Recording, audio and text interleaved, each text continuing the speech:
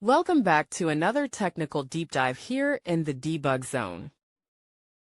Today we're tackling a big question and breaking it down with insights from other users.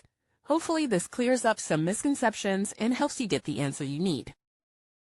So buckle up, stay a little curious, and let's jump right in.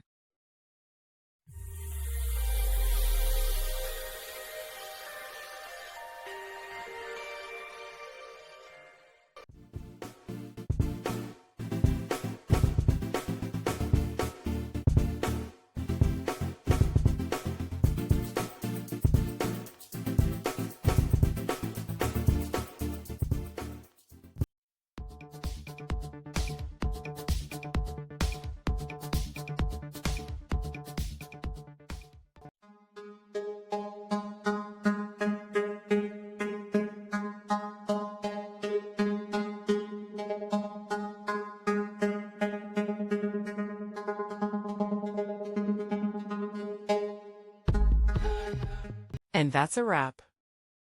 I hope you found the answer you were looking for. If you did, take a second to hit that subscribe button. It really helps out. And let me know in the comments which solution worked best for you. See you next time in the debug zone.